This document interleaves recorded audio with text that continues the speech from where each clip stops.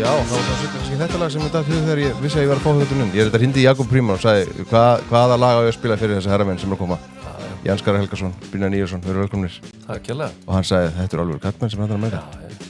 Þannig að það er kannski þetta lag við hæfi. Stuðmannlegir. Ég myndi halda það. Nei, ekki? Er það ekki, Brynjar? Ekki vera svona hóvarir, bara... Ég veit það ekki. Bara kassin út og... Já. Þetta er frábært lag. Já, lagið er gott, sko. Finnst þér það ekki eigum þig? Nei, textin á ekkert við mig, sko. Ég er beittur maður, já. Það er langt síðan þú komst í þjóðmál. Já. Þú er búin að vera önnum kafinn í starfi sem að... Já, sem... Takmarkaði mjög tjáningarfrelsið þitt. Já. Nánast alveg. Já. En þú rættur nú stundum gaman gesa á Facebook og... Já, núna, sko, ég gerði það stundur líka þegar ég var í þessu starfi, en það var ekki á pólitísku nótum. Nei. Heimiliserjur og vandamál í fjölskyldulífinu. Já. Fínt að opna það bara. Já, ég meina, fólk tengir við það. Þetta er allt vandamál sem er þekkt í öllu betur hjónaböndum. Það er líka rétt. Sögur og daglega lífinu. Já.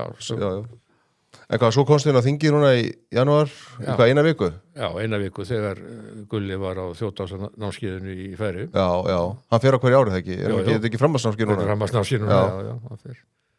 Ég sé enga framfæri hjá hann samt. Svo er það. En þér tókst nú að gera einhverja þingmennar á þeirra eitthvað pyrra það? Já, ég náðu erkja utanríkisráðherra með því að vera komið breytingatillögur að greiða atkvæði hvort það kæmi í staðið ekki. Jó, voru afbrigði, þú þurft að greiða atkvæði afbrigði. Já, og miðsátt. Þá var leikur Ísland-Slóvenía, ég maður rétt.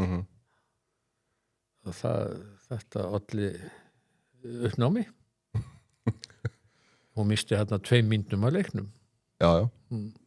Já, ég sem handbolta unnandi sjálfur, þá svona hef ég smá samúð með henni, en samt ekki, hún er bara í vinnunni, það er bara fólk að sinna vinnunni. Já, ég meina, ég baði ekkert að vera greitt atkvæði á þessum tíma. Nei. Aðrir stjórna því.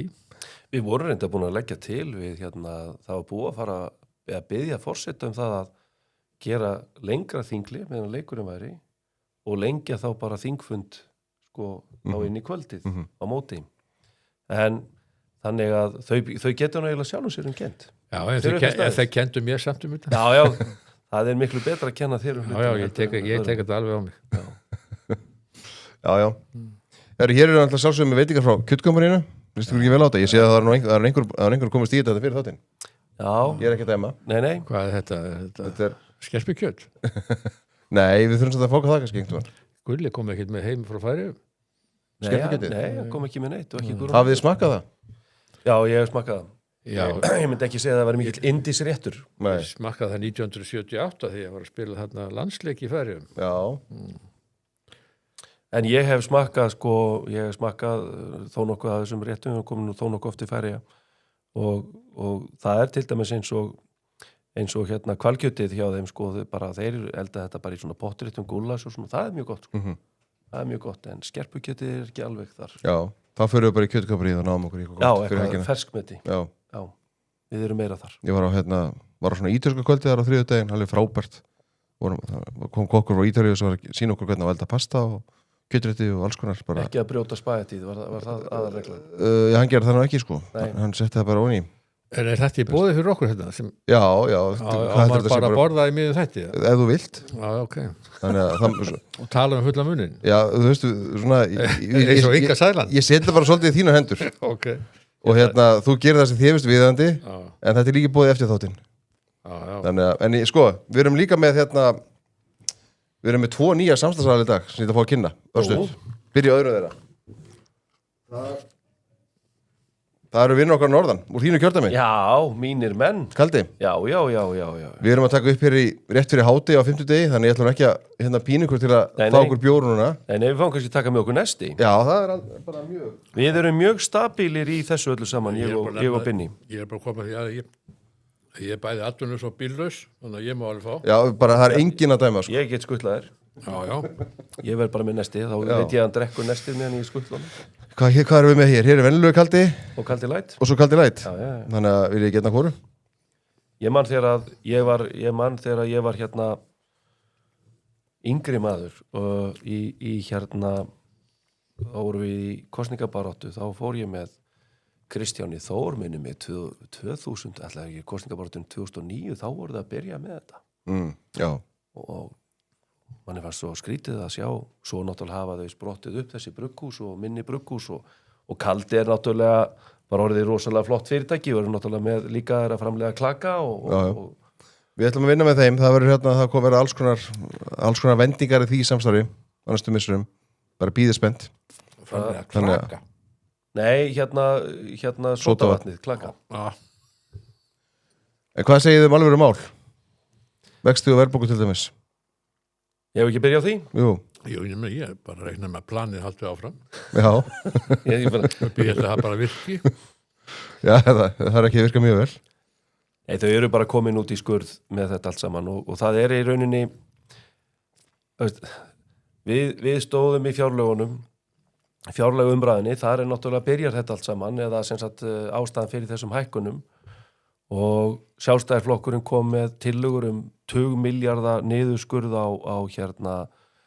á sköttum og gjöldum, 20 milljarða niðurskurð á ríkinu, selja eignir til þess að lækka vaxtabyrðina og svo framvegis og það var ekkert hlusta á það komu endalausar umsagnir frá aðilum vinnumarkaðins, þá meina ég bæði frá verkalýðsforustunni síðan samtökum atvinnulífsins varðandi hvaða áhrif þetta myndi hafa og það var ekkert hlusta á það var sagt að þetta er mestalega 0,1% og við værum að mála upp einhverja miklu dekkri myndir heldur en að væri ástæða til en því miður fyrir Ísland og því miður fyrir heimilinu landinu og fyrirtækinu landinu og þá bara raungerist þetta allt saman og eiginlega verð heldur en margar umsagnirna voru spá fyrir Við höfum fjallaðans verðbólguna sjálfa sem að við fengum auðvitað mælingu síðustu viku en svo í þessari viku voru það stýrivextirnir sem að Seðlabankinn heldur óbreyttum á við ákvörðun sína sem kom nú flestum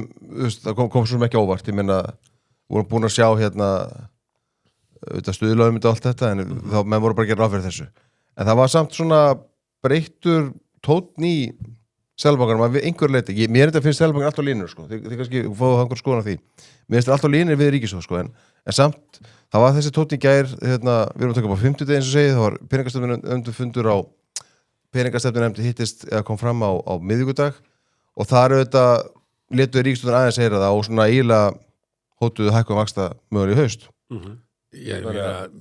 Mér finnst það breytingi á Seðlabankanum. Já, þið minnst ekki að tala svona áður Ekki tala svona áður en sorglega finnst mér í þessu málu öllu saman er það að hefðu þau bara fylgt þessu fjárlagafrumvarpi sem fengu í arf frá síðustu ríkisstjórn og svo voru tekjurnar 78 milljónum hærra heldur á síðustu ári heldur reiknaða með það hefði verið kjörið að bara klára hann að halla í haust en menn fóru ekki til það heldur þvert á móti jöku útgjöldin 143 milljarða og maður hugsa með þessi byrju ætlaði þetta fólk virkilega að ná verðbólgu vöxtu niður með þessu frumvarpi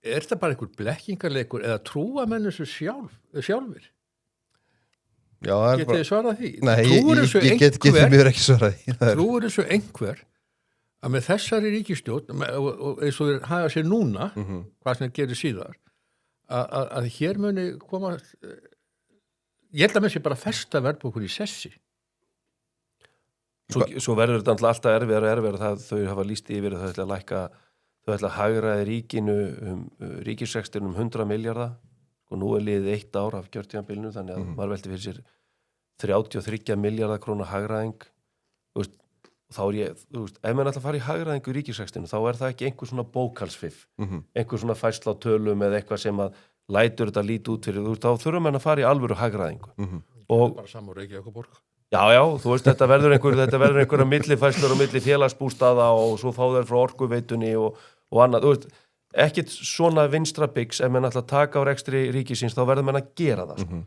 En þau segjast þér að gera það, þau segjast þér að laga til eftir síðust ríkisstjórn. Já, þetta er allt bara einhverju dellufrasar og sko, það var síðasta ríkisstjórn var ekki að biðja þeim að auka útgjöldin 143 milljarða. Síðasta ríkisstjórn var ekki að biðja þeim að setja hérna 30 milljarða króna skattahækkanir og fjölskyldunar í landinu. Það var bara engin að biðja það og það er ekki að kenna síðustu ríkisstjórnum það.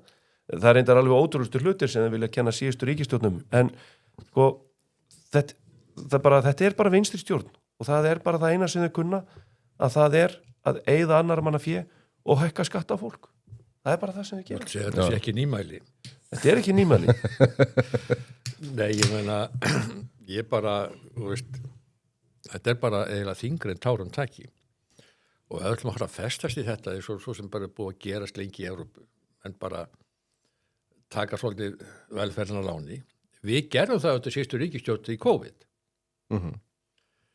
og þeir ekki að taka til til síðustu ríkisstjórn var bara með COVID var með Grindavík og menn tóku på sig ákvörðun það að heimili myndi ekki blæða og það þýttir auðvitað bara hærri vextu og hærri verðbólgu sem við myndum ná niður ákveðum tíma og þróunum var svo og svo kemur þessi nýja ríkisstjórn og þá bara stoppa svo þróun Gleymum ekki sko mjög gaman að hlusta á samfylkingar fólkið og marga sem voru svo Loga Einarsson og fleiri sem voru í ríkisstjórnin var þá formaður samfylkingar nefnir minni rétt sko þegar var að vera að verja hérna 40.000 störf og var verið að reyna sko standa vörðum að halda atvinnulífinu á lífi yfir COVID-tímabilið herðu býtu, þá var gagnrýnin og það var ekki nóg gert það var ekki verið að eyða nóga peningum og ég man nú eftir gölnustu tillögunni frá samfylkingunni og það þyrfti að fjölga opinberum starfsmönnum setja fleiri á laun hjá ríkinu og aðallega frá einhver kvikubóka, hún fór nú mikinn á þessum tíma líka Já, hún fór mikinn á þessum tíma Hvað þetta er mikill að útgjalda sem verður sem betur fyrir ekki að veruleika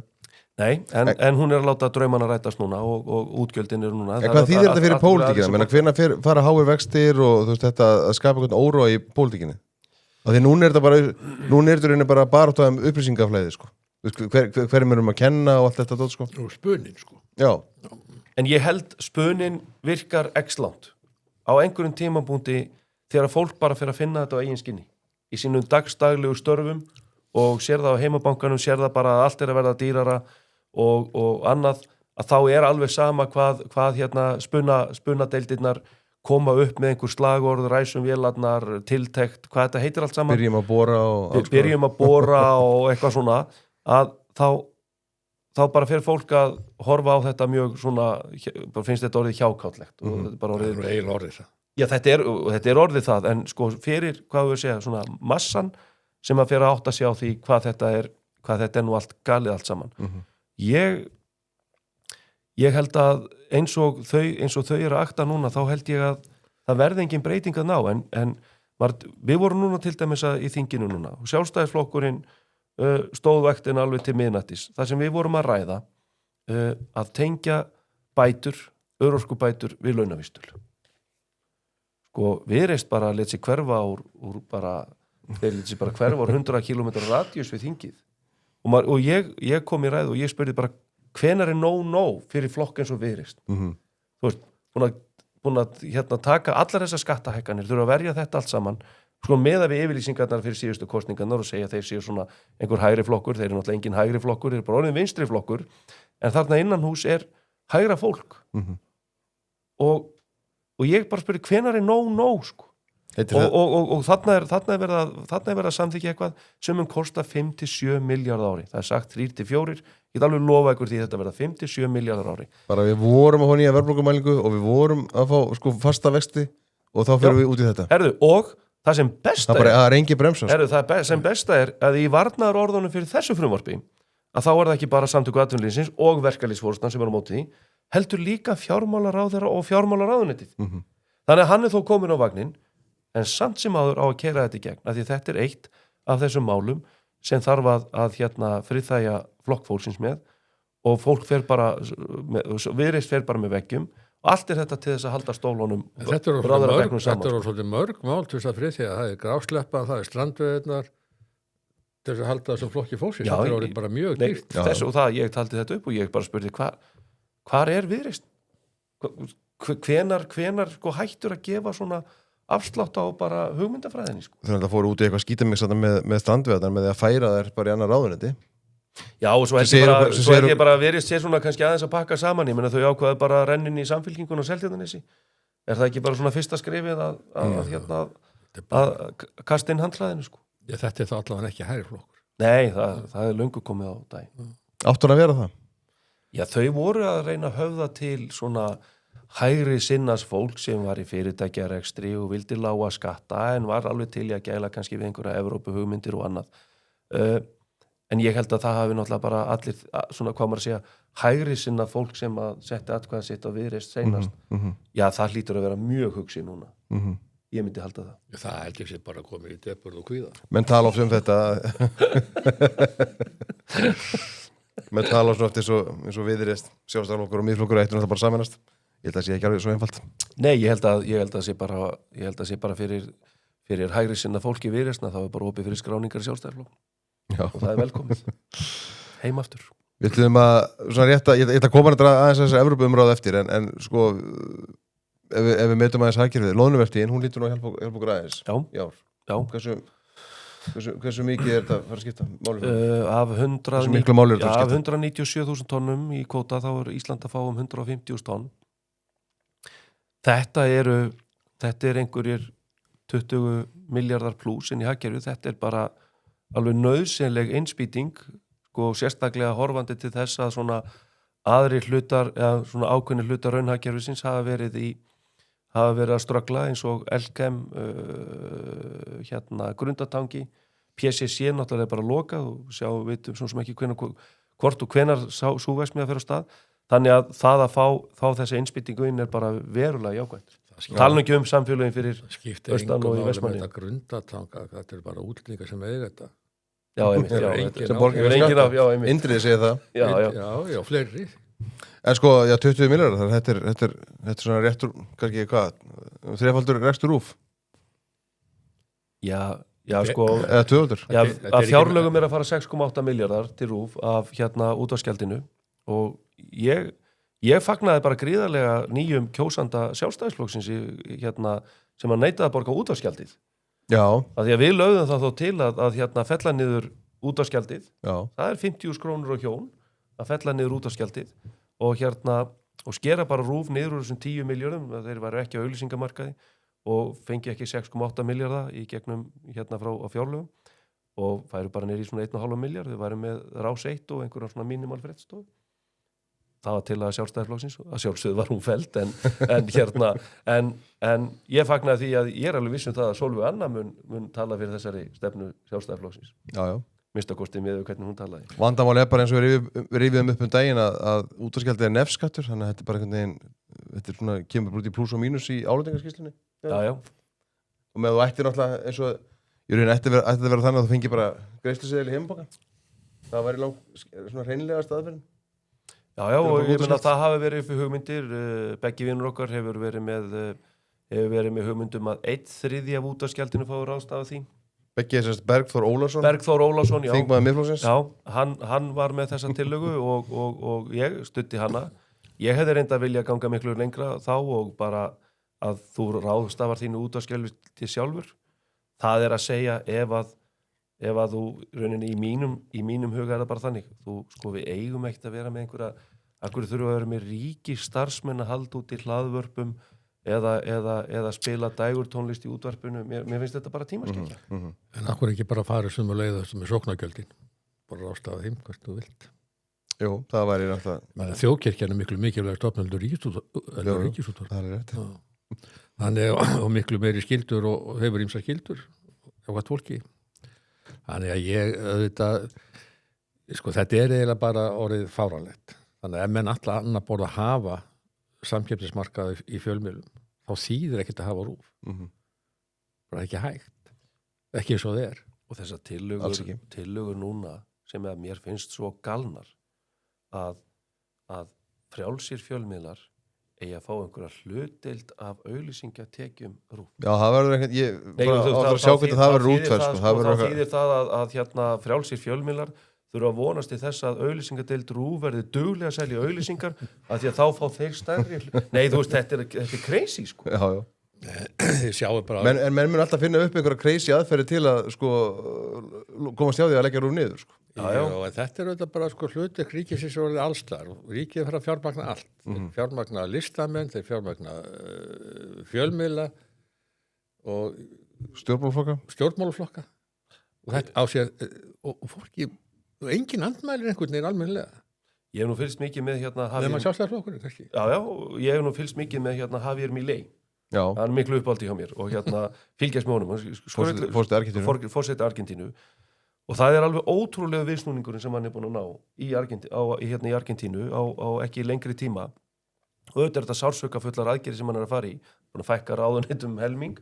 En það var til dæmis eitt sem hann gerði. Telam er rúf þeirra ríkisútvarp þeirra Argentínumanna, það var. Þar mætti bara starfsfólk í daginn þá bara búið að loka. Það bara búið slökk á stöðunum og það bara búið að loka. Ég er hrifinn. En sko... Fór allt á annan endan í... Nei, svo náttúrulega bara fór þá bara fólk að horfa einhverja og hlusta á eitthvað annað. En hann bara, þú veist, það var ekki til peningur, hann bara lokaði þessu. En það sem að mér fannst svolítið gott var að ég reiknaði út að ég sá að þarna voru 700 starfsmenn í Telam, í Argentínu. Að ég reiknaði út að sem sagt, með 300 starfsmenn RÚV á Íslandi, að þá væru sko 1 starfsmaður Telam á hverja 65.000 íbúa, meðan það er 1 starfsmaður RÚV hér á hverja 1300 íbúa. það er sko... Það er nóg til. Það er nóg til og meira fram í. Já. Við myndumst hér á loðnuvertíð og verðmætasköpun. Já, önnur verðmætasköpun er þetta þjóðmálastofan, ekki? Jú. Hvetjum fólk til að fara á þjóðmál.is, skrá sig þær í þjóðmálastofuna og skoða síðan auðvitað vörurnar okkar sem að vinur okkar IT House of Brands er að búa til fyrir okkur, meðal annars þessa bolla. Þið einu held ég báði svona bolla. Já, ég á svona bolla. Já, 4 svona. Þannig að, það má ekki minna vera. Nei. Ertu með svona hitakönnu? Nei. En sunduna þarna? Nei, ég hef ekki svona Þetta er rosalega gott útvarp, við erum að benda þarna á skjái. Ég þarf að gefa svona sund á okkur. Þessi sunda, já. Það fyrir nú að veðrið er þannig að maður getur bara verið að grilla hérna allan á þessu svingóri, sko. Já. Við sjáum grillið. Já. Þannig að hérna, við græjum það fyrir ykkur. Látum senda þetta. Herðu, sko, við ætlum að fara aðeins í áfram þessu nótum. Þjóðapúlsinn, við sáum nýjan þjóðapúls kom í vikunni, eins og iðurlega mánaðarmót. Svona aðeins í framhaldi því sem við röddum áðan. Þú veist, það er ekki mikla breytingar að fylgja flokkana, en við sjáum að miðflokkurinn er þetta mælast næststærsti flokkurinn sem hann gerði í síðasta þjóðapúls líka. Fylgir samfélkingar svona nokkurn veginn stendur í stað, sjálfstæðarflokkurinn líka. Byrju, er ég að rugla? Var ekki einhver könnun daginn þar sem Viðreisn mælti stærri heldur en sjálfstæðarflokkurinn? Jú, var ekki ein maskínukönnun? Já, einmitt. Það var Var það ekki núna 13,5% könnunin? Jú, var það ekki bara núna í janúar? Jú, minni það. Ég held það. En ok, þetta er svona, við sjáum svona allan hvernig þjóðapúlsinn er að þróast. Hvað er sjálfstæðarflokkurinn þarna? 17,1. 17,1. Með 12 þingmenn. Miðflokkurinn er 20,8. Og Viðreisn í 11,3. En þetta er breyting frá maskínukönnunni. Já. En hvað segir þið? Púlsinn í rauninni sýnur púlsinn á milli mánaða sýnir mjög litla hreyfingu. Já. Þannig að Píratar og VG mælast úti. Flokkur fólksins er svona dans á línunni. Já. Þannig að en þú veist, þetta er, við nefndum hér áðan, mögulega 3 hægri flokkar, sumi vilja skilgreina þannig, við erum kannski ekki sammála því. Miðflokkur, sjálfstæðarflokkur, Viðreisn. Já. Og sko, eins og staðan er í þinginu í dag, þá er hægt að mynda meirihluta með þessum 3 flokkum. Já. Bara á einu manni, en það er Viðreisn gæti myndað meirihluta með sjálfstæðarflokki, miðflokknum með þinginu í dag. Það hefur hægt. Þannig að hvað segir þið? Er þetta að fara að þróast eitthvað? Hvernig sjáu þetta fyrir ykkur? Þið hafið vantilega áhyggjur af fylgi sjálfstæðarflokksins? Ég hef verulega áhyggjur af því, en það virðist bara vera að miðflokkurinn höfði í augnablikinu meira til hægrimanna. Ég get ekki skýrt öðru sem svo. Það er auðvitað svolítið ágefni fyrir sjálfstæðarflokkin. En ég auðvitað, ég trúi því sjálfur að þessi frjálslynda hægri íhaldsstefna sé auðvitað bara svo stefna sem blífur í raunverulega við ætlum að auka hér verðmæti og auka velferð allra. Það er ekki, í mínum hugum allt einhvern veginn margsannað, En menn er kannski ekki alltaf að hugsa um það. Menn eru að hugsa um einhvers konar réttlæti eða eitthvað á eigin forsendum auðvitað allt saman. En svona í heildina litið, þá er þetta bara mjög sorglegt að þessi flokkur sem hefur auðvitað verið lími í þessari þjóð í nánast alla síðustu öld og langt fram á þessa. Og auðvitað mestan þátt í því að hér hefur við verið að skapa bara gott, við náum að skapa gott samfélag. Fjölbreyttu atvinnulífur aukist og menn hafa fengið tækifæri. Svo koma alltaf þessi þingsli, sko, að menn finnst þetta ekki alveg nógu sangjant og það þarf að breyta einhvern og það þarf meiri útgjöld og það þarf að vera meiri þessu og meiri þessu. Og svo þarf alltaf einhvern veginn að fara að leiðrétta kúrsinn aftur og við förum svona sitt á hvað. En ég sjálfur, sko veikur sjálfstæðisflokkur ekki gott fyrir þjóðina, að mínu viti. En auðvitað á hann engan rétt á einu neinu. En ef að fylgi feð bara eitthvað annað þá á miðflokknum. Já, ég meina hann getur gert það en þessi flokkar eru bara ekki alveg með stefnu sjálfstæðisflokksins sko. Þess vegna tel ég mikið. Ég tel Jens Garðar mikilvægan sko. Þó að lítið svona út og svona eins og hann er. Já. Og en auðvitað þurfa menn svolítið að ná frumkvæðin og taka sviðið og ég er bara trú á því að menn nái því tilbaka. Ég er bara full að trú á Jens. Þeir eru það, Jens? Hann er klökkur. Bara kom við. Já, mann kemst bara við. Ég held að það sé ekkert annað fyrir okkur og ég tek undir með Brynjari. Sjálfstæðisflokkurinn, þó við höfum ekki náð í gegn með eins og til dæmis bara tillögunar okkar í fjárlögunum og annað.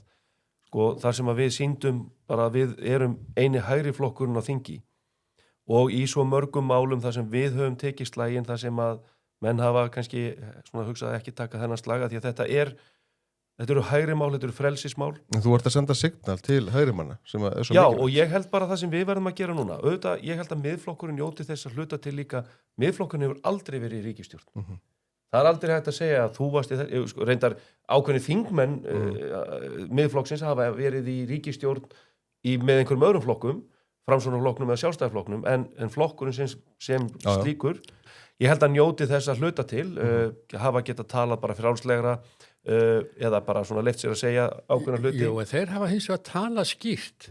Já. Og þóra að segja bara hlutin eins og þeir eru svolítið, sko. Og ég held að það sé bara okkar hlutur ekki að gera það líka. Og gert það alveg þokkalega vel að mínu viti. Og ég held að fylgi sé þess vegna, sko. Fylgisaukning þeirra. En við sjáum alveg tendansa hjá báðum þessum flokkum til að ráðast á hvern annan. Þú veist, maður sér marga miðlungsvega vega að sjálfstæðisflokknum og svo þetta öfugt. Það er alveg óþarfa vega að miðflokknum að mínu viti, þó ég sé sjálfstæðisflokknum. Meina, sumt bara er gott sem við taka upp og sem kannski við tölum fyrir nokkrum árum síðan. Og þetta er ekki sem ég minn en það. En sem við tölum fyrir nokkrum árum síðan og þeir bara tekið upp. Þetta símið þinn eða hringja? Þetta er mín hringing. Er þetta ekki með Samsung síma sem að... Nei. Þetta er eitthvað svona kaupfélags. Þetta er eitthvað kaupfélags sími, sko. Svona gerist. En ég er að segja að þeir njóta þess. Þeir njóta þess núna í skoðanakönnum að þeir hafa þórað að segja ýmsa hluti sem aðrir flokkar hafa ekki þórað. Sem samt margir sjálfstæðismenn töluðu fyrir nokkrum árum síðan. Já. En og þeir eru bara að uppskera saman með það og sjálfstæðisflokkurinn þar, ég er ekki að segja að sjálfstæðisflokkurinn er elta einhvern veginn út. Sjálfstæðisflokkurinn þar auðvitað bara að þora að segja hlutinni sem þeir eru, sem blasa við og ekki fara inn að vörn, bara hafa sjálfstraust til að vera leiðandi afl. Bara ég er svolítið að skamma hann. Mér finnst sjálfstæðisflokkurinn ekki alveg að hafa náð því. Ok, þeir voru þessari ríkisstjórn og fá alveg guðsun yfir sig að hafa ekki staðið betur í orkumálunum og varðandi að tryggja landamærin. Og við erum að fá það svolítið í bakið. Margir sjálfstæðismenn voru gífulega óánægðir með okkur að það verður þessi stöðnu lengi í orkumálunum. En einhvern tímann hlýtur refsingina fyrir því að hætta eða myndum að halda? Jó, en bara þegar þetta byrjar einhvern veginn að fara svona einhver óánægja á stað, þá er svo erfitt að stoppa það. Og þá reynir svolítið á forystamenn flokksins, Jens Garðarsson, sérstaklega, að snúa þessu við.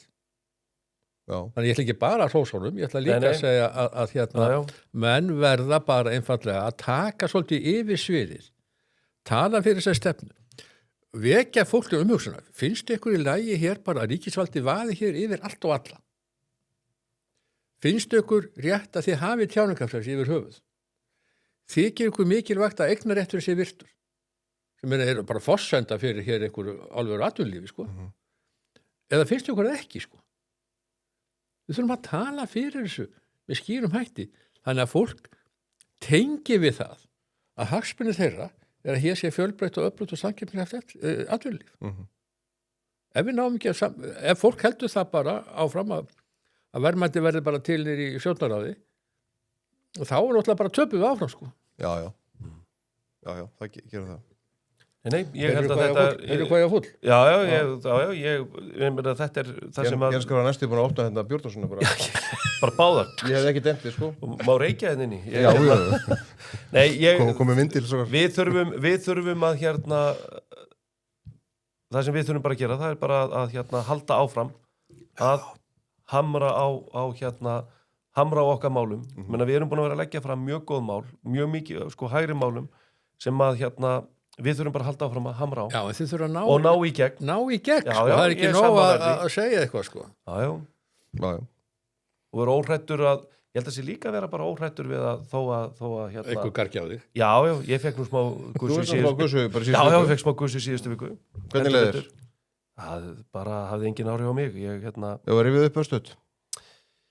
Já, við vorum í útlendingamálunum í síðustu viku, ég og Binni meðal annars að ræðum útlendingamál og það sem var verið að ræðum var afturköllun alþjóðlegra verndar, þar sem að Binni kom með frábæra breytingatillögur eftir að þurfti að kalla til fólk úr leiknum til að greiða atkvæðum það mætti koma með þar, sem að gengu lengra heldur en það breytingatillöguna sem Miðflokkurinn kom með, en það sem að síðan förum við í ræður og meðal annars ég fer að tala um það að, nú er umræðan það að sýrlendingarnir, komin tími á að sýrlendingarnir fer heim. Þorbjörg Sigríður vakti sjálf máls á því. Hún vakti máls á því og ég var að fagna því. Og enginn sagði neitt við því. Já, sagði enginn neitt við því. Þannig að ég ákvað svona bara að fara að velta fyrir mér, kannski orða þetta eitthvað varðandi hvort það væri tæknilega komið friður að hvernig það er, en fór bara að velta það fyrir mér, sko, hér er fólk, og þetta er líka Úkraínumenni, hér er fólk sem er að fá alþjóðlega vernd tímabundið. Þetta er tímabundið skjól og það gleymist stundum í umræðum. Já, gleymist. Þetta er tímabundið skjól og þá velti maður fyrir sér, ok, hvað er þetta langur tími? Hver er staðan? Erum við með eitthvað plan það hvenar við getum farið að hjálpa fólki aftur heim? Hvort sem það er til Úkraínu eða Palestínu eða Sómalíu eða hvað af þessum löndum, og svo fór ég bara heim kvöldið, var svo sem ekkert eitthvað hanga á netinu og svo bara vaknaði morgun eftir og þá var bara allt orðið vitlaust. Stundum við þetta henni. Já, sko, Palestína er alltaf viðkvæmari í ákveðnum hópi, sko. Og þetta var náttúrulega allt svona, þetta var nú allt Er þetta ekki alltaf sama liði sem að æsa sig? Jú, ég kipti mér ekkert upp í þetta og það er nefnilega máli líka. Þetta lið hefur lítið sagt um Íran, sko. Það er búið að slátra 20.000 núna. Já, búið að slátra 20.000 þar. Þetta fólk er ekki tjá sig um Súdan eða Jemen eða neitt af þessum. Þetta er bara pólitík og þetta fólk stundar það að reyna að koma fram með þeim hætti, að reyna að þagga niður í umræðinni. Að reyna, þöggunartilboð. Þetta er sama fólk og kallaði Bjarna Benediktsson og Guðrúnu Hafsteinsdóttur barnamorðingjar. Það er nú smekkligheitin í þessu fólki. Þannig að og það er einmitt þessi tilburðir þessa hóps að reyna að þagga niður í þeim sem að er að koma með, er að velta fyrir sér bara hvort það sé plan og hvað við eigum að gera. Að þá er þetta sett allt upp í einhvern búning til þess að reyna að þagga niður í fólki með aðra skoðanir. En þá er ekki eins gott að stjórnmálamenn standi í lappirnar, sko. Já, rökklist ekki undan þessu, sko. Það er nú kannski kostur við málflutning Miðflokksins. Þeir hafa ekkert rökklast. Þeir bara taka alveg full force umræðuna, sko. Og við eigum bara að hafa sjálfstraust til þess, hvað sem er þessu málflokki eitthvað öðrum, það er fullt af málum og vandamáli alltaf okkar, menn bent alltaf að voru þið ekki í ríkisstjórn þarna einhvern tíman og þá var bara að eyða umræðunni, sko. En ég hef bara fulla trú á því og ég hef fulla trú á Jens Garðari og Guðrúnu að þau náðu bara að rífa þetta tilbaka og venjulegir hægri menn finni skjól og finni það að flokkurinn er að tala fyrir þessu sjónum. En stefna Sjálfstæðisflokksins er ekkit flókin í þessum málum og hún er mjög skýr og við þurfum bara að koma henni á framfæri eins og í þessum málaflokki. Sjálfstæðisflokkurinn bara alveg skýr á því, herðu, ef þú ætlar að koma hér til lands, þú ætlar ekki að bera virðingu fyrir okkar menningu og gildum, okkar tungu og bara hver við erum og hvernig við skilgrunum okkur sem þjóð, þá bara ert þú ekkert velkomin hingað. Já. Ef þú ætlar að koma hingað bara til þess að leggjast þér upp á velferð og bótakerfið, þá ert þú ekki velkomin hingað. Þetta er mjög skýrt. Þetta er mjög skýrt og við sjáum núna hvernig bara nágranna þjóður okkar eru farnir að skoða til dæmis eins og með hælisleitendur að bara setja tímafresti á það, segja, herðu, já, ef þú kemur inn en þú þarf að vera hér það þarf að liða 5 ár, þá getur lagst hér upp á almannatryggingakerfið. Að því að menn eru að sjá það að það þarf að fara að verja hér almannatryggingakerfið. Það er alveg rétt, eins og Mette Frederiksen sagði á sínum tíma, það er alveg rétt, þú getur ekki verið með veik landamæri og hælisleitendur og sterkt velferðarkerfi. Og bara einhverjum tíma verður við að Er þetta ekki eitthvað sem að Kristrún Frostadóttir endurtók líka? Það eru bara, svo er bara ekki sama hver segir það. Nei. En En við getum ekki verið með Brynjar Atvinnuleysan og haldið svo upp velferðarkerfi fyrir útlendinga, sko. Þú veist, það þarf einhver að vinna til að búta til. Við eigum bara nóg með að halda honum uppi. Já. Og þannig Það er enginn að halda mér upp. Því líka byrðin á samfélaginu sem hann er. Ég fæ enga bætur. Þetta er bara mjög tíðabundur núna sem ég er á natvinnu, en þetta er allt rétt. En mér hefur fundist í þó nokkuð tíma, sérstaklega meðan ég var á þinginu, hvað Sjálfstæðisflokkurinn þorði lítið að taka þessa afstöðu. Manstu reynda þegar Bjarni kom með fánabúðurnar sem voru... Já, þá var ég hættur, sko. Ég tala þegar ég var inni, ég gerði atfundu þetta frumvarp og benti á þetta allt saman og hverja afleiðingarnir eru. Mér fannst ég alveg hafa mikið fylgi við skoðunum minna flokksins, en menn þorðu ekki út á við að tjála skoðanir. Þess vegna, eins og ég sagði einhverju viðtal, Snorri Másson var ekki fyrsti rasistur á þingi, það var ég. Ég var kallað rasisti af því ég varaði við þessu frumvarpi. Þannig að þetta er ekki alveg nýtt. En ég veit alveg að Sjálfstæðisflokkur var þeirra skoðan að við þyrftum að hafa traustlandamæri þegar hann skæta farið. En menn höfðu ekki alveg dug í sér til að segja hlutina eins og þau voru. Nei. Og líða fyrir það núna. Og þess vegna var það eiginlega til mjög flokkur eiginlega, sko. Já. Við sáum líka í vikunni, svona tengt pólitíkinni, við sáum að það kom könnun, að birt könnun afstöðu fólks til NATO-aðaldar og síðan aðaldar að Evrópusambandinu. Sko, ég nenni ekki að fara mikið að ræðum þessu Evrópusambands umræðu alla, en það var samt áhugavert að Kristrún Frostadóttir, hún er í silfrinu á mánudagskvöld.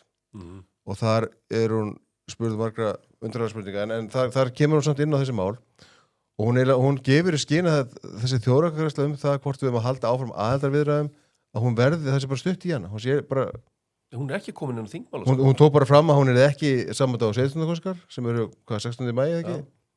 Veistu, er það júni, júli eða er það september? Ég veit það ekki og svo bara, þetta er svo villandi umræða og ég var nú í silfrinu þarna ekkert í dögunum og var að fá fyrir ólíkt Sólu Önnu, þá var ég að reyna að safna fyrir að eiga inni fyrir útvarpsgjaldinu mínu að fá fyrir því að það er bara ein spurning sem á að spurja og það er, viltu gangi í Evrópusambandið? Það er eina spurningin sem á að spurja. Allt hitt er bara eitthvað skúuspil og þau eru ekki búin að leggja þetta fram á þingmálaskrá og það er alveg ótrúlegt að ráðherrar komi, bæði Þorgerður og svo núna Kristrún. Náttúrulega ég bullandi mótstöðu við það,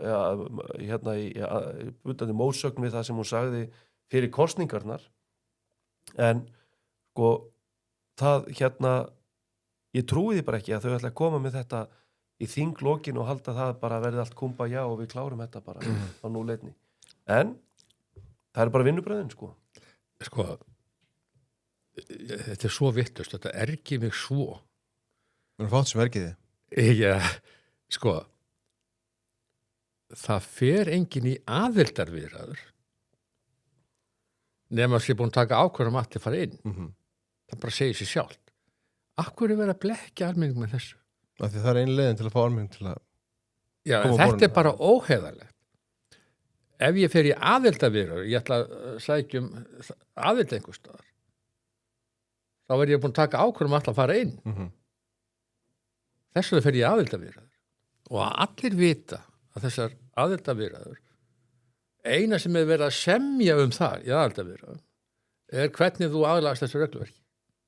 Þetta vita allir. bara eins og vorum byrjuð að gera á Já, svo kjörtímabilinu 2009-13 ennþá verið að tala um að kíkja í pakka og það er ennþá verið að tala um þessar hluti.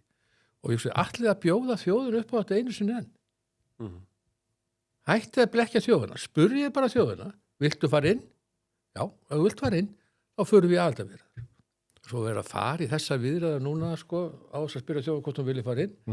Og hafi ekki einu sinni, sko, stjórnin alla með sér í því.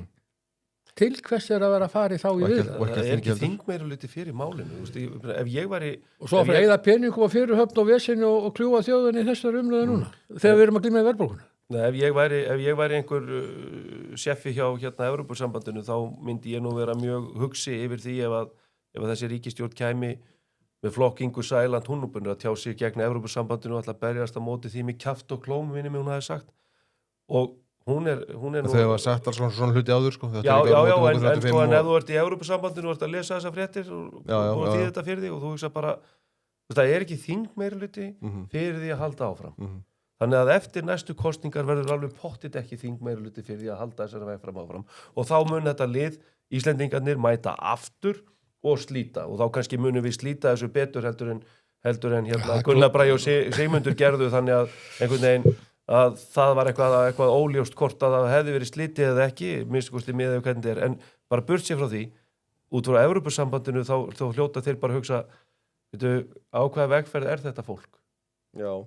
Ef ég væri Þeir eru ekki með þjóðuna bakvið sig. Ef ég væri framkvæmdastjórn Evrópusambandsins, þá væri ég frekar fúll yfir svona bjöllu allir endalaust, sko. Já, einmitt. Þetta er bjöllát. Þurfum ekki að fara niður í frumri á sig ekki endurskoðun á þessu umræði, Kristrúnar? Absolutt. Ekki? Jú. Það held ég. Þetta fær ekki skoðun. Nei.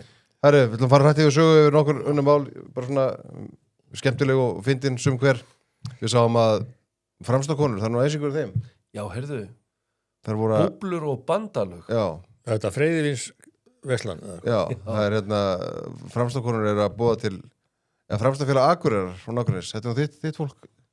Já, þetta eru Þínir sveitungar. Þetta eru Þínu kjördæmi. Þetta eru mínu kjördæmi, já. Alveg svo kaldi. Alveg eins og kaldi. Það er alltaf að gera slanna. Og og það er þar á búið fundur með Lilju Alfreðsdóttur sem er að bjóða sig fram sem formaður framstofnflokksins á móti Ingibjörgu Ísaksen og það er búið þarna fundur skemmtun, búblur og bandalög. Já. Sko, ég hef bara eitt þetta að segja. Þetta er mjög fyndið að þessi auglista því að framstofnflokkurinn hefur alltaf beitt sér gegn öllum breytingum á áfengislöggjöfinni síðustu ár. Já, þeir hafa verið mikið afturhald í þessum málum. Já.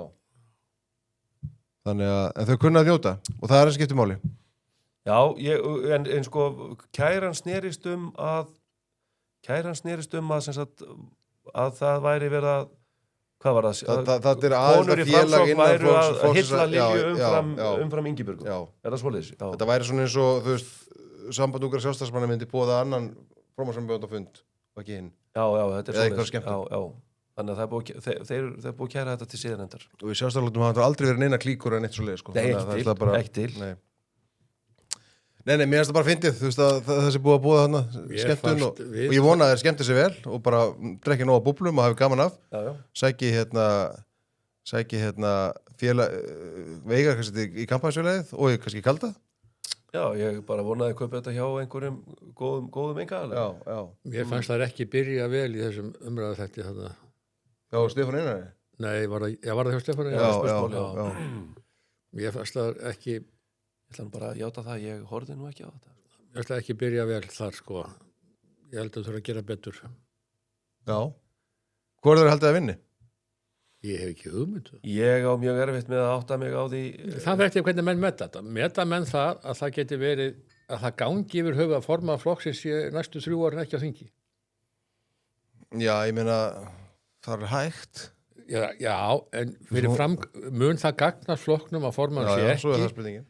Eða meta menn þar bara einfallega, Lilja betri kostur og við kjósum hana, þrátt fyrir það. Þetta er spurningi sem framsóknarmenn þurfa að svara. Nú ég ekki ennþá gengin í framsókn. Nei, aldrei. Nei, ég mist framsóknarmenn af vindislið, ég elskar framsóknarmenn. Já. Þetta er ómissandi. Margir framsóknarmenn fyrir austan og gera því. Já, við höfum alltaf sögulega svona Austurlandið og Norðaustur kjördæmi sögulega sterkt framsóknarfylgi þar.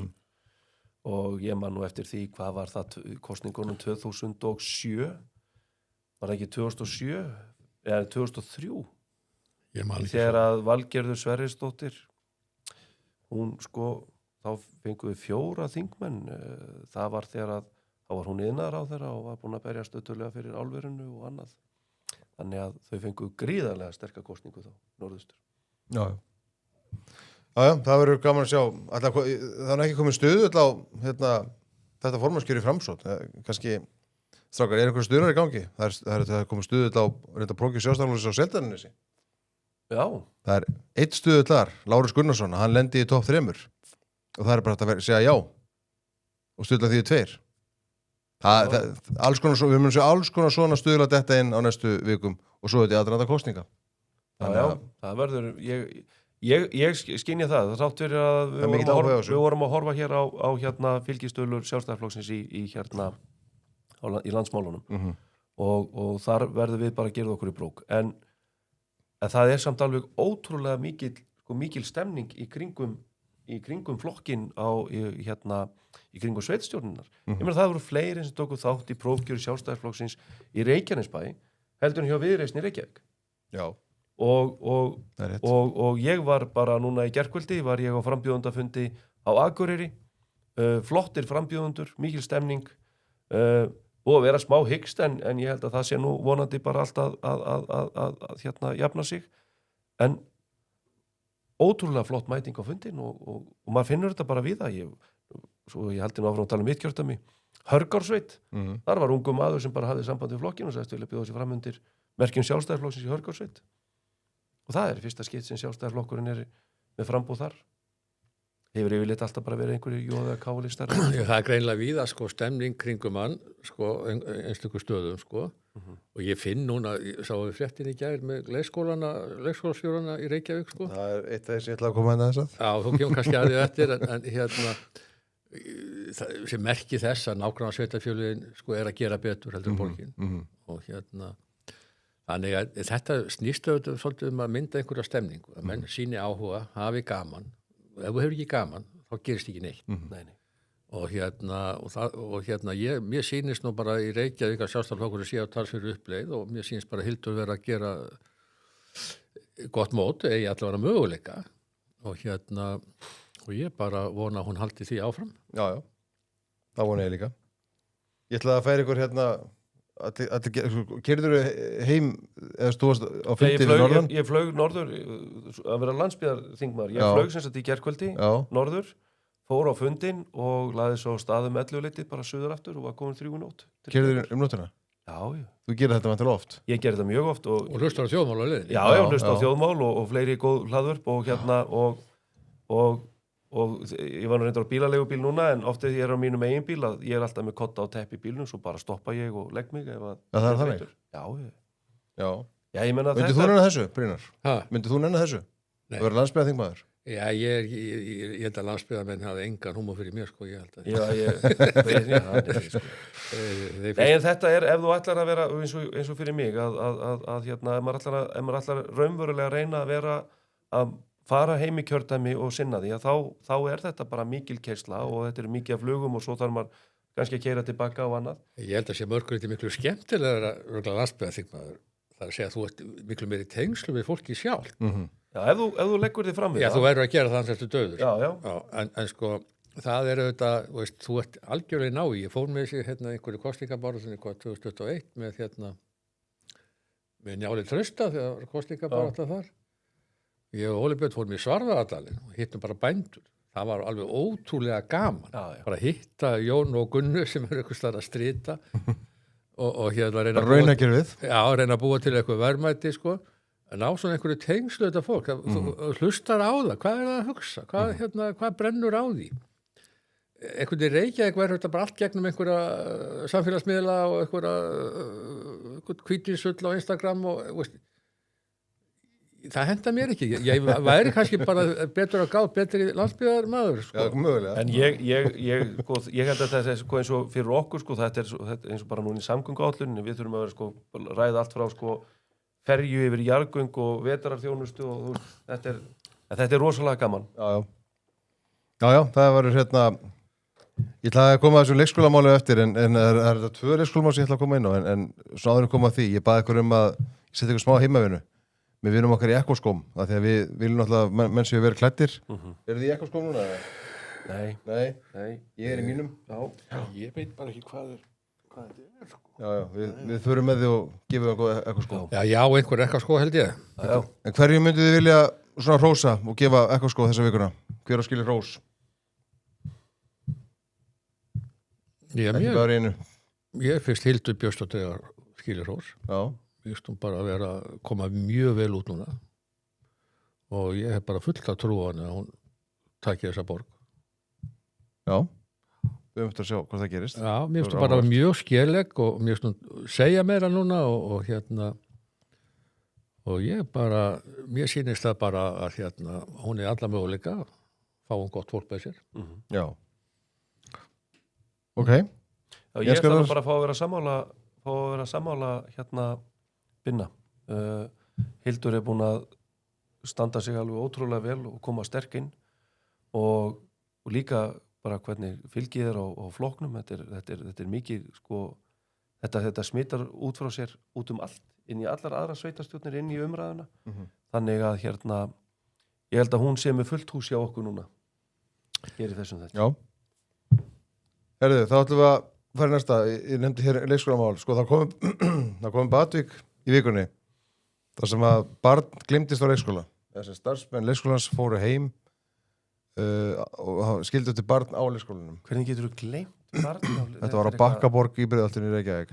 Okay. Sko, ég ætla ekki að fara að krifja þetta mál mikið, en strákar, ef þið fléttið aðeins niður, þá sjáum við hér ummæli sem er þarna neðst við myndina, þar sem að upplýsingafulltrúi Reykjavíkurborgar segir, orðrétt, leikskólastjóri hefur strax samband við fagstjóra leikskóla í hverfinu sem hefur samband við skrifstofustjóra og það er haft samband við foreldrið. Aftur, leikskólastjóri hefur samband við fagstjóra leikskóla í hverfinu sem hefur samband við skrifstofustjóra og það er haft samband við foreldrið. Og það er ekki hægt að bæta einu við. Finnst ekki vantaði einhvern eitt annað? Jú, ég hefði haldið að það hefði þurft að tala við viðverustjóran líka. Já.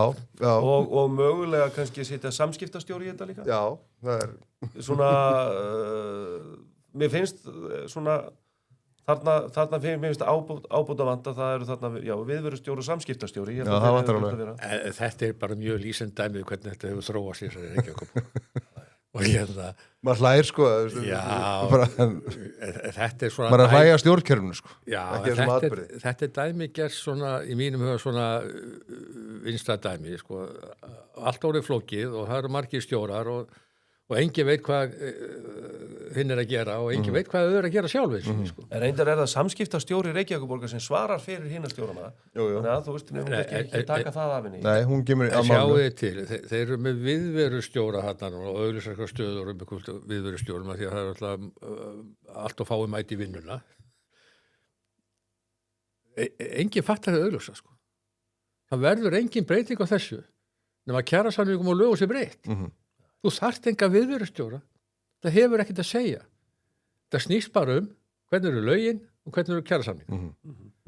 Og meðan þeir eru eins og þeir eru, þá bara breyta einhverju viðverustjóra engu. Sko. Nei.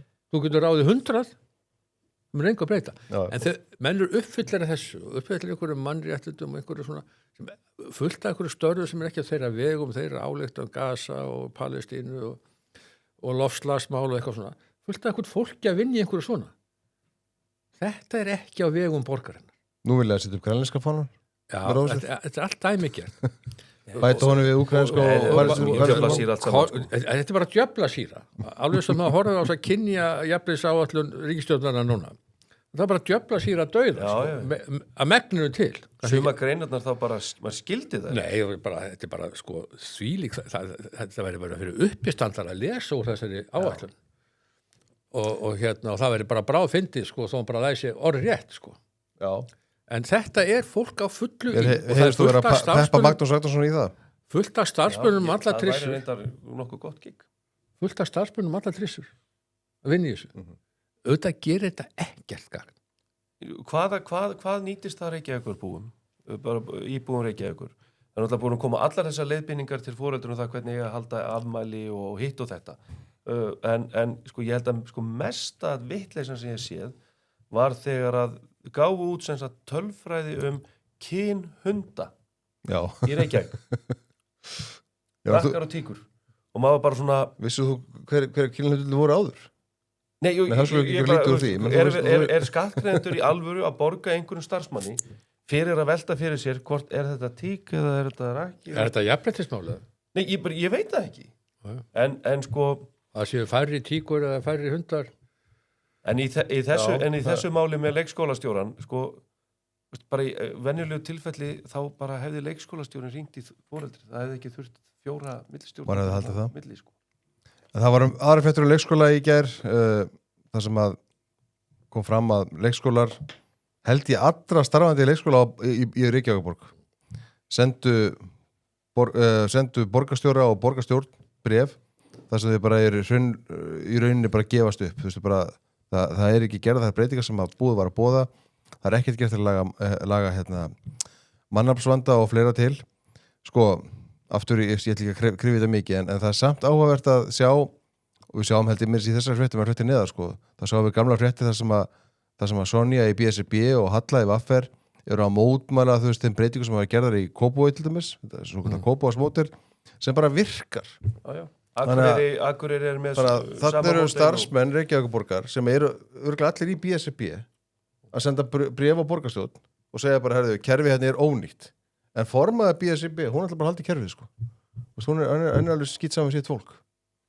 Þú veist, það er eitthvað sprenglaðan. Það er náttúrulega vandamálið oft í verkalýsbaráttunni. Maður hefur alveg séð það í gegnum tíðina. Að það er meira, sko, pólitísk afstaða leiðtogana í verkalýsbaráttunni sem ræður för frekar en sko hagsmunir þeirra umbjóðandi. Það höfum við bara séð margoft. Að verkalýsleiðtogarnir vegum mjög góðar undantekningar, en margir verkalýsleiðtogar eru bara í pólitík og hugsa meir eigin pólitík og síns flokks heldur en hérna þess fólk sem þau hefur verið að berjast fyrir. En sko, þetta er bara enn birtingamyndin af því að samfylkingin í Reykjavík er bara komin með rekstur Reykjavíkurborgar í algjört þrot. Þetta er bara komið í þrot. Það er samt bara þriðji hver borgarbúi ætla að kjósa. Já. Og maður hugsa með, sko, ég tók eftir einu í fréttin sem ég held ég að séð í ljósvakarmiðlunum, mann ekki hvort að vera RÚF eða Sýn í gær, út af þessu, það sem voru viðtal við leikskólastjóran, sko. En hún lagði ekki ábyrgð á meirihlutann, sko. Nú? Nei, hún vísaði bara alla borgarfulltrúa, sko. Þetta var ekki bara mál meirihlutann, sko. Hún var bara að afsaka sjálfsagt stiður hún hann, sko, og kýs hann, sko. En hún gæti ekki alveg kent meirihlutanum. Hann bara ekki ábyrgð á þessu, heldur bara einhvern veginn allir.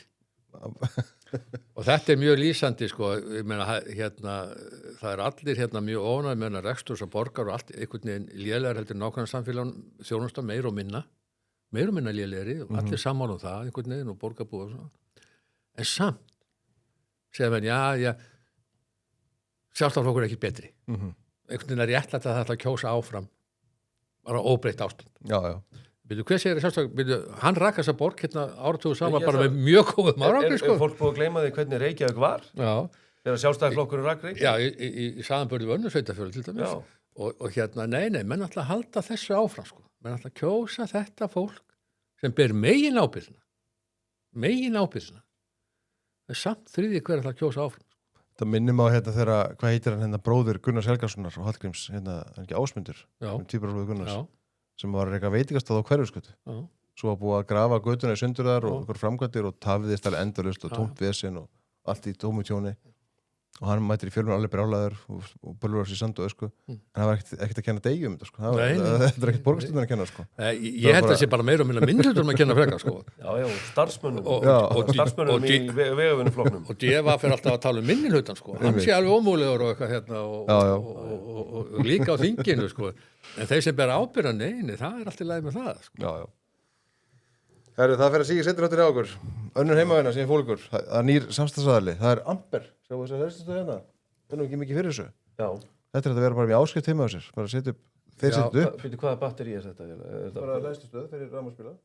Já, þetta fyrir rafmagnsbíl. Já. Og hvað? Þeir setja upp.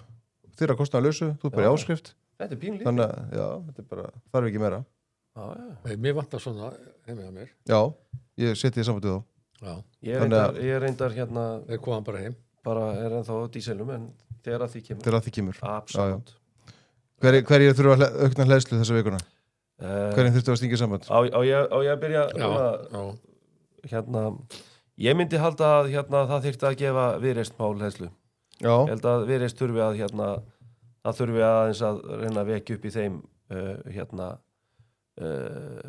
bara almenna skynsemi og hérna og reyna að athuga hvort það sé ekki vottur ef maður næri smá hleðslu, hvort það sé ekki vottur eftir að frjálslindri hugmyndafræði eftir hjá minnskust í einhverjum þingmönnum Viðreisnar. Gerum ekki kröfu til allra. En það eru þarna ágætis þingmenn innanum sem að ég veit að eru hægri sinnaðir. Já. En ekki allir. Sá hvað gerist í því? Já, hleðslu er ekki bara vor til vinstri. Viltu gefa þeim smá rafmagn? Ég meina þau eru búin að tilkynna og hérna Stefán Pálsson var nú hérna í þessu sæti Já, sko, ég hef gaman að Stefán Pálsson Já, mér finnst hann skemmtilega og hérna, hann er nú allavega smá raunsær og hérna blæðir ekki bara eitthvað út í lofti, sko þannig að ég er alveg sem að ef við hefðu hann ofalega, bara helst efst, sko þá gætu þið náttúrulega árangri sko, hérna Sunna, heitir hún ekki Sunna? Já Hvað heitir hún? Sunna? Sanna, ekki Þórhildur Sunna, Sanna. Vinkonæn. Já, sem er sko geðþekk kona, sko. En ég hef enga trú að því að hún ger eitthvað, sko. Það þarf aðeins meira, sko. Hún fæ svona, fólk líka vel við hana, já, allt það. En þarf svona meiri kraft. Stefán finnst mér maður sem geti gert eitthvað fyrir þetta framboð. Já, þú vilt setja hann í samband kannski bara og setja hann ólega þetta? Já, ég myndi gera það. Ef ég væri þarna, menn trúa því einhvern veginn að Sanna sé líkillin að einhverjum atkvæðum. Ég er ekki viss að það sé. Sko, en hún á fyrsta sætið. Já, en þegar hún á fyrsta sætið. Já, en hún, hérna, ef Stefán var hérna í forsvari, þá held ég að þeir gætu alveg snúið einhverjum vinstri sinnum samfélgafólki til hans, sko. Já. Mögulega geta ekki. Og það er náttúrulega sko, eitt af því menn er að velta fyrir sig fylgi sko, samfélgingarnar. Þeir eru eini vinstriflokkurinn í dag. Sko, svona, þeir sem að kusu VG eða Pírata kannski geta ekki alveg hugsað sér að fara sko, á svona hinn vinstriflokkin sem er Viðreisn heldur sko, þá eigar þó minnskosti haka við að eitthvað skjól í hérna samfélgingunni. Þannig að það vantar orðið svolítið, sko, ég er kannski ekki að auglýsa eftir fleiri vinstriflokkum en við ætlum ekki að fara að gera það og fara að auglýsa eftir fleiri vinstrimönnum en það hefur verið á vinstrimengnum hefur verið svolítið hérna, svolítið eyðimörk svona eyðimörk í úrvali fyrir þá, sko. Já, ég finnst eiginlega bara mjög skrítið hvað þjóðin samt mikið til vinstri. Hvernig þá? Ég bara finnst einhvern veginn, ef þú horfir á þetta, þá sérðu að vinstri hefur alltaf aðeins meirhluta. Það er bara eins og við hefur gerst í Evrópu. Í Evrópusambandinu, þó að menn kallir sér miðflokka einhverju, sko, þá fara alltaf með vinstriflokkum. Þeir fara alltaf með sósíalistum, sko. Þannig að svona hægri öflin á Evrópusambandsþinginu alltaf verið minnhluta síðustu áratugi. Það er kannski skýringin á því hvernig þetta hefur þannig alltaf saman út og hvað ákvað verið lagt á, sko, og hérna atvinnulífið bara íþyngt endalaust, sko, oft í nafni einhvers konar mannréttinda eða eitthvað. Og það er að því að þessi flokkar hafa bara meirhluta. Sama er alveg að gerast hér. Og þetta hefur gerst í borginni endalaust. Þeir tóku sig alltaf saman, kom alltaf nýr flokkur inn. Þeir kölluðu sig miðjuflokk, en þeir fóru alltaf með. Já. Og Síðar kom Framsókn inn og þar undan Viðreisn. ógæfa fyrir land og þjóð. Við þurfum meiri hægri. Ef við ætlum að halda áfram einhverju velferðarsamfélagi hérna. Já. Við reynum okkar besta hér í þjóðmálum. Já, ég meina, fyrstandi vaktina. ég bara algjörlega sannfærður þetta. Og sumir segja, já, hægri, menn meir til hægri núna en áður. Ég upplifi það ekki. Mér finnst bara einhvern veginn, þegar maður horfir líka á svo tölur, vinstri alltaf enn í meiri hluta, sko. Já. Vonandi breytist það. Rétt í lokin, maður kíkir auðvitað alltaf Kringlukrónu í vikunni og fór svona að segja mönnum að þið var að koma. Þannig að þá duttu nokkrar spurningar. Þetta eru ekki 10 hraðaspurningar á þessum daginn, ég ætla samt að taka nokkrar spurningar sem eru mjög skemmtilegar. Brynjar í borgarstjórn, er það eitthvað? Það var eitt sem spurði þessu á Kringlukrónu. Ég hef búið að spyrja mig 1000 sinnum að þessu utanfarið. Ég hef hingað til sagt nei. Ég er með bara umsókn á annað starf og ég hef ekki verið í því en maður veit svo sem aldrei hvað gerist en ég hef ekki verið á leiðinu þangað, nei. En höldum við opnu? Já, ég meina, ofbeldi að hálfu Jens Garðars gæti breytt þessu eitthvað. Já. Láttum við það ekki að það. Jens Garðar, það er eitt sem vissi að þú voru að koma á, hann spurði, já, þú kannski skilur þessu spurningu meira heldur en aðrir. Er fjarlægana milli Alþingis og Eskifjarðar mældi kílómetrum eða skilningsleysi? Heyrðu, þetta er skemmtileg spurning. Ég held að oft er umræðan á þingi þá áttar maður að sjá því að svona skilningsleysið og kannski skeytingarleysið gagnvart samfélögum sem eru ef þeir eru þeimur lengra þá er ofta það er miklu auðveldar að taka á og gera hækka skatta eða gjöld eða eitthvað sem það þarf að gera sem menn myndum við kannski ekki þetta í huga að gera nær sér en það er svo gott að gera það fjær sér þannig að í þeim skilningi en þannig ég myndi segja að það er kannski mælist oft í því. Ok. Hvaða ríkisstofnun má helst missa sín? Bara eða vilja eina ríkisstofnun sem vilja leggja niður fengi bara tækifæri til þess að morgun. Ein ríkisstofnun sem má bara loka. Bara eins og mér gerði með bara eina? Bara skellilás. Ef ég ætta bara það var ríkisútvarpið. Já. Ég held að bara þú ert með ríkisútvarpið, þú ert líka með ÁTVR og svo ertu með þetta er eiginlega of erfitt fyrir okkur að mega bara nefna eina sko en það er 2026 og við þurfum ekki að hafa starfsmenn á launum hjá skattgreiðendum að halda út í hlaðvörpum eða spila tónlist í dægurlögu útvarpinu fyrir fólk. Við þurfum þess ekki, skattgreiðendur þurfum þess ekki í dag. Og við þurfum heldur ekki ríkisstarfsmenn sem að rétta þér og afgræða þig bjórinn yfir borðið. Þannig að en ef ég ætti að velja eitt þá myndi ég segja RÚV. Já, það er ekki hægt að segja einn. Nei, það má bæta, ég er alveg sammála þessu tveimur sem þú nefndir, svo má bæta við Mannréttindastofnun. Já. Sem ég held þessi fullkomlega gagnstætt fyrirbæri. Já. Og leið og mennur fattar að upplifa það að mannréttindi sé á vegum hins opinbera. Það eru menn löngu hættar að hugsa mannréttindi, raunveruleg mannréttindi, sem snúa því að venda okkur gegn yfirvöldum. Að við höfum einhvern rétt gagnvart stjórnvöldum. Þessi þróun enda allir sem mannréttindafrömmur hvað er Þórhildur Sunna að námi mannréttindi. Það er enginn að tala hinn raunveruleg mannréttindi. Heldur þau mannréttindi sem leggja skyldur og ríkir til að láta mig fá okkur pening sko. Þannig að menn þurfa að snúa þessu alveg við og hérna ertu komið nokkur 100 miljónir króna dæmi með fullkomin óþarfi sem auðvitað krafa út að við erum einhvern staðar í einhverjum alþjóðlegu samningum út á suður sem skipta tugum ekki hundruðum sem leggja á okkur ýmsar skyldur, útgjöld, mannskap og svo framvegis sem fer meira og minni í því að íþyngja borgur. En ég er alveg viss það að alþjóðasamfélagið hefði ekki farið á hliðina þó við hefðum ekki sett á stofn mannréttindastofnun. Þetta er bara hér er bara þetta er bara eitt dæmið bara mörgum sem við erum alltaf að gera. Já. Ég saman því, það er erfitt að velja eina. Já, það er ekki hægt. En ein létt bara spurning í lokin. Það var eitt sem spurði mig bara hvað fara þessi herramenn að mörg þorrablót í ár? Mér sýnist að ég fari bara á 2. Ég var náttúrulega þorrablótun heim á Eskifirði þá var ég með annálinn sjálfur. eða Þorrablótsanálin, það er klukkutíma upplestur og samdi hann núna í janúar og flutti hann á Þorrablótun Eskifirði og svo var ég síðustu helgi og alveg frábæru Þorrablóti í Grýtubakkarhreppi.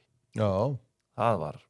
Já, sem ég ætla að fá að fara með í næsta. Já, ég er búin að leggja inn sem sagt, ég og Brynjar ætlum að fara á Grýtubakkarhrepp á næsta ári og síðan helgina þar og eftir, ég er búin að leggja inn líka pöntun og þá fyrir við saman út í Hrísey líka. Já. Þú unir þér best í svona aðstæða.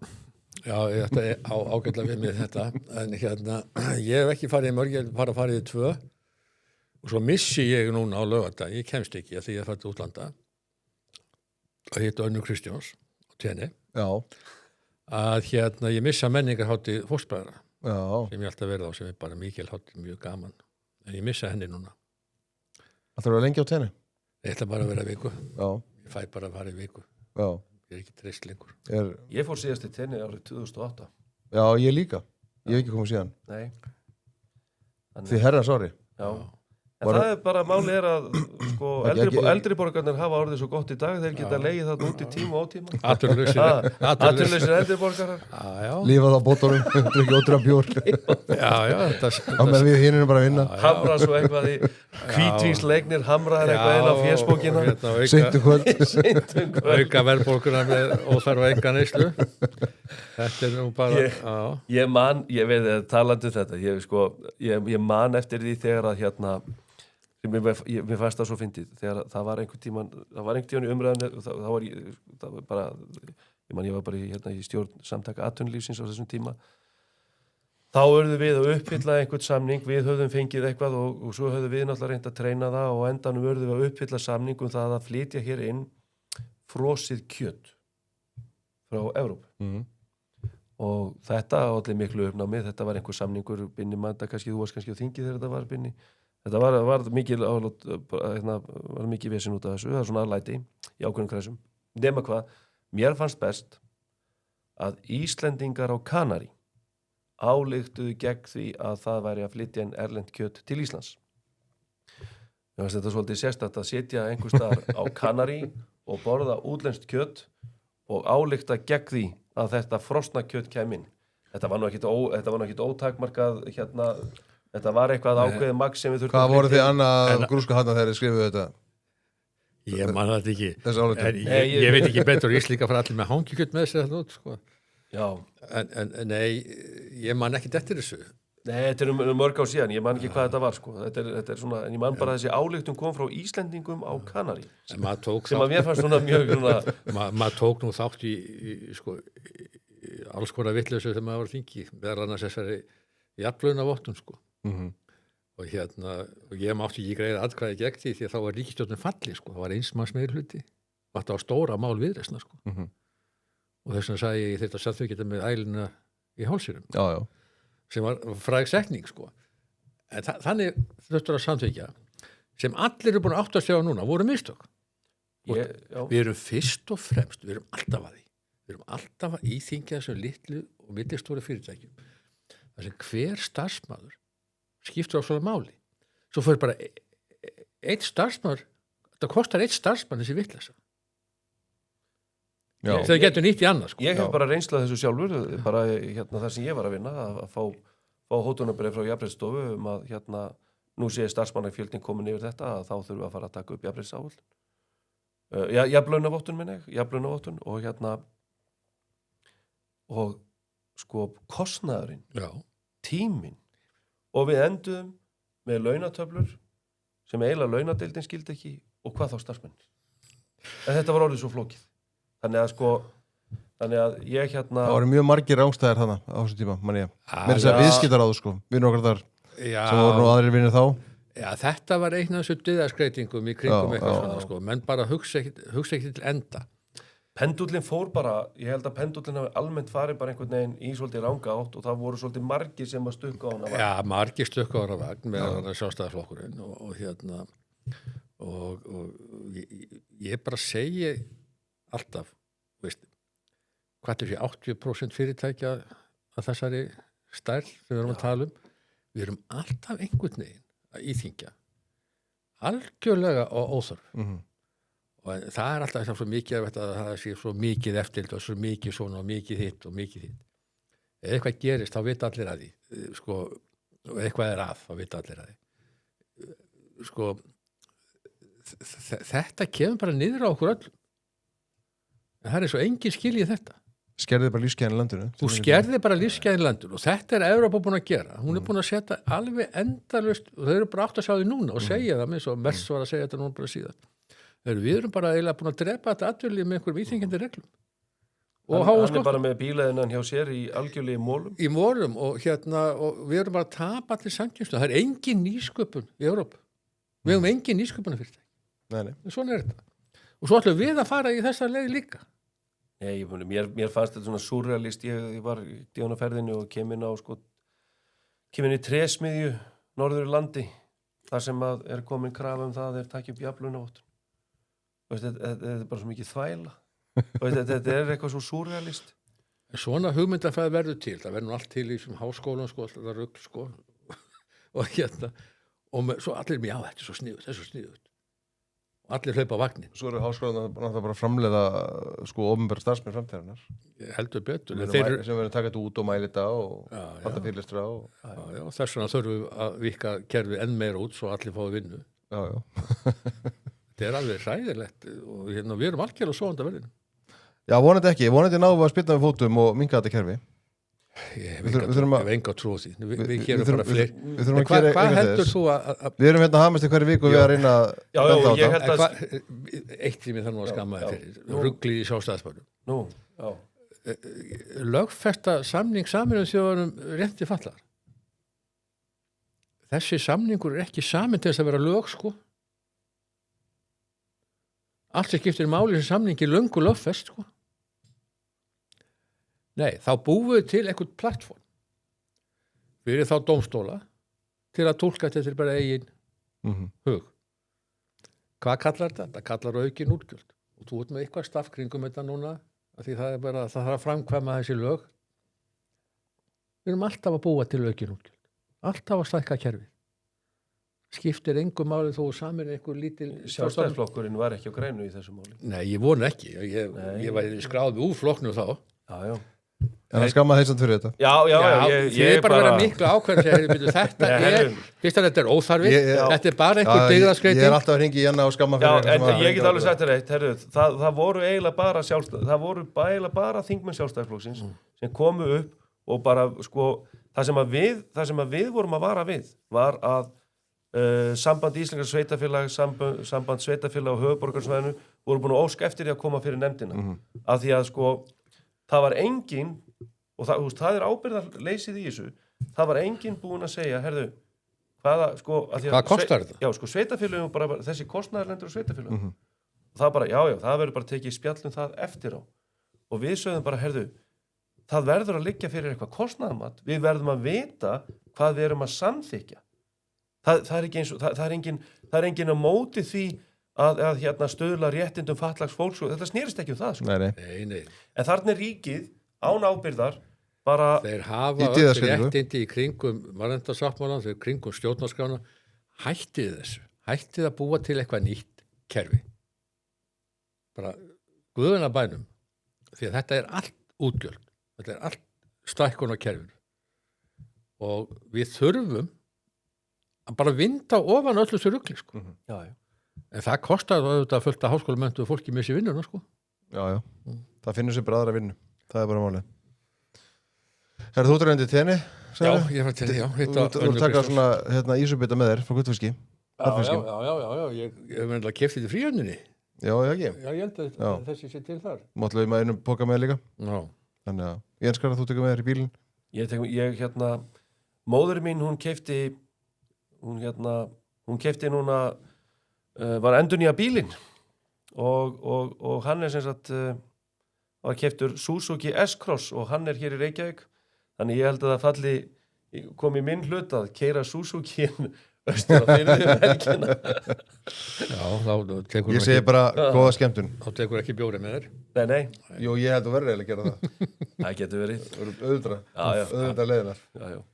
Og harfisk. Nákvæmlega. Herru, Brynjar, Jenskarðar, ég þakka fyrir komuna. Takk sem leiðis. Takk. góða fyrir út, Brynjar, og Takk. bara sjáumst vonandi á þinginu sem fyrst, eða í borgarstjórn. Já, það var gaman að koma þess að viku á þingið. Já, Já, ég náði að vera með leiðindi. varum við leiðandi í þingflóttum líka, eða? Já, aðeins. Já, ég myndi ekki segja að þetta var leiðindi, þetta var brýning. Þetta var uppbyggileg brýning Já. sem var mjög þörf, þannig að það er ekki komið nóg að Brynjar Níelsen. Nei. Látum það vera lokaorðin. Við þökkum ykkur sem hlustuð og ykkur sem horfið. Góða helgi.